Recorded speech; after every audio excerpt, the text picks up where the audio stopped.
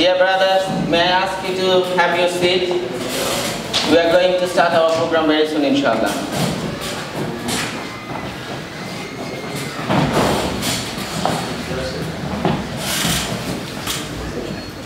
Bangladesh politics forum আয়োজিত আজকের সেমিনারের টাইটেল হচ্ছে transit for India, prosperity or subjugation for Bangladesh. একটি গুরুত্বপূর্ণ বিষয়, নিঃসন্দেহে বর্তমান সময়ে সবচেয়ে আলোচিত বিষয়। এই বিষয়ে আমাদের সাথে কথা বলার জন্য উপস্থিত আছেন কয়েকজন অত্যন্ত সম্মানিত এবং কমিউনিটিতে উদীয়মান ব্যক্তিত্ব। আমি আমার অতিথিদেরকে মঞ্চে আহ্বান করছি।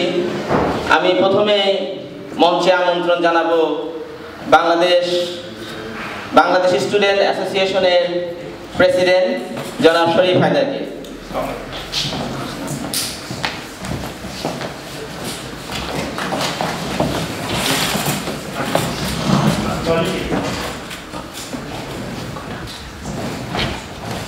এরপর আমি আমন্ত্রণ জানাবো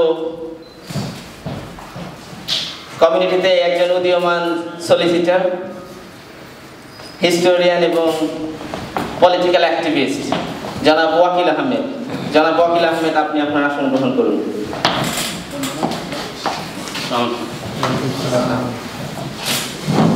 প্রিয় ভাইরা, আমাদের সাথে আরো অল্প কিছুক্ষণের মধ্যে আরো দুইজন সম্মানিত অতিথি জয়েন করবেন।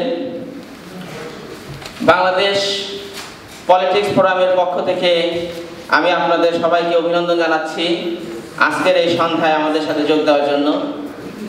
I welcome you all on behalf of Bangladesh Politics Forum and we will have a good time, good evening inshallah. Bangladesh politics forum, আপনারা যারা আমাদের সেমিনারে আগে অংশগ্রহণ করেছেন আপনারা জানেন এটা একটা নিরপেক্ষ প্ল্যাটফর্ম। আমরা বিশ্বাস করি বাংলাদেশের এবং বাংলাদেশের মানুষের উন্নতি সম্ভব রাজনৈতিকভাবে। আজকে বাংলাদেশ যে তৃতীয় বিশ্বের একটি পিছিয়ে পড়া দেশ, তার অন্যতম কারণ হচ্ছে আমরা পলিটিক্যালি অনেকটা পিছনে রয়েছি। যাই হোক, এই পর্যায়ে আমি আমন্ত্রণ জানাচ্ছি আমার আরেকজন অতিথি জনাব পারভেজ মল্লিক।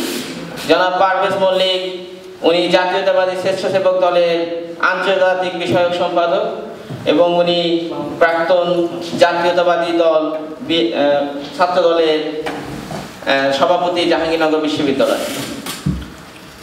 আমি মঞ্চে আরো আমন্ত্রণ জানাচ্ছি মোহাম্মদ কামরুল আহসানকে, যিনি former secretary of teacher association Jahangirnagar বিশ্ববিদ্যালয় বাংলাদেশ।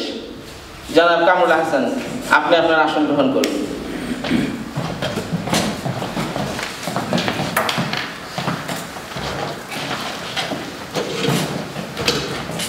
সম্মানিত সুধী, আমি মোহাম্মদ রেজাউল করিম, আমি রয়েছি আপনাদের সাথে। আমি এই অনুষ্ঠানটা পরিচালনা করব বাংলাদেশ পলিটিক্স ফোরামের পক্ষ থেকে। খুব সংক্ষেপে আমি বলে নেই বাংলাদেশ পলিটিক্স ফোরাম সম্পর্কে।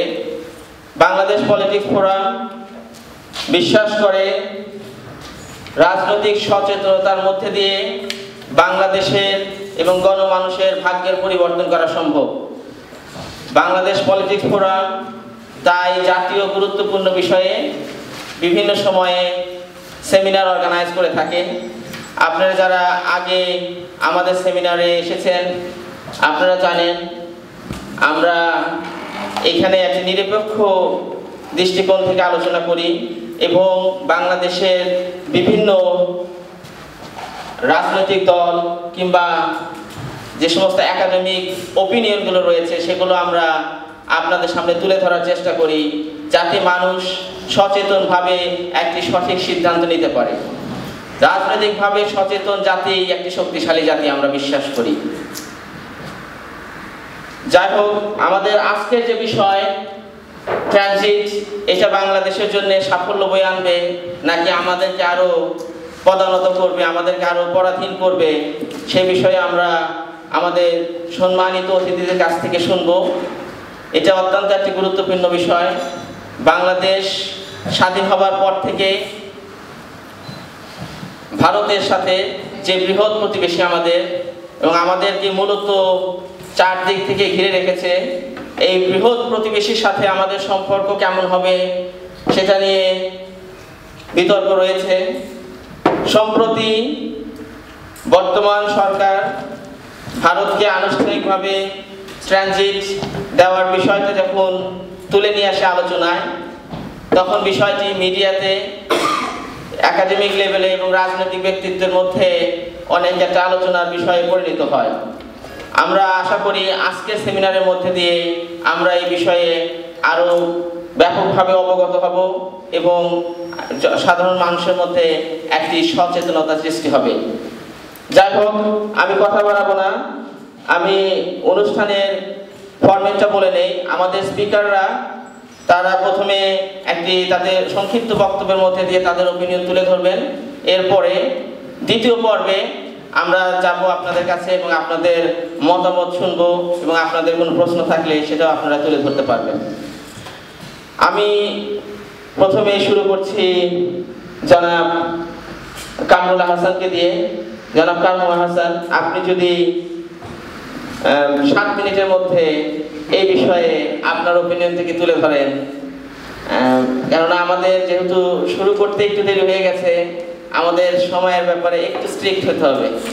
আপনি শুরু করুন, আমি শেষ করার আগে আপনাকে একটা স্লিপ দিয়ে আপনাকে ওয়ার্নিং দেব।